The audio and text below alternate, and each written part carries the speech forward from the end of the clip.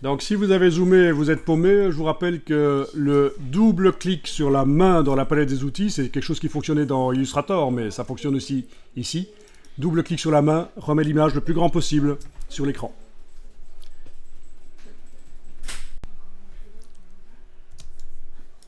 Alors on va dans la palette des calques, menu fenêtre calque, ce qui va permettre de faire des réglages modifiables, même si on ferme le fichier et qu'on l'enregistre sur le disque dur, on le ferme, et puis qu'on le réouvre, ce sera à nouveau modifiable.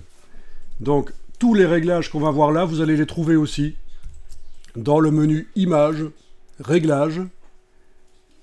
Notamment, on va utiliser un qui s'appelle Teint de saturation pour commencer. Mais il ne faut pas les utiliser là, parce que ça, ce sont les anciens outils. Une fois qu'on a modifié l'image, on ne sait plus modifier le réglage. C'est définitif.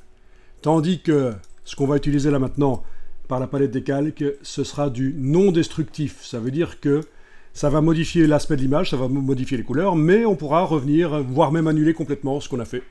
C'est du non destructif. En général, dans Photoshop, on essaye de travailler en non destructif. Alors que les anciens outils là, dans Image Réglage, c'est du destructif.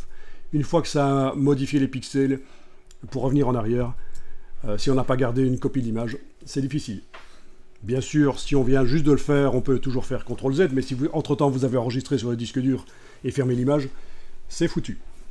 Donc voilà les bons outils qu'on va utiliser dans la palette des calques.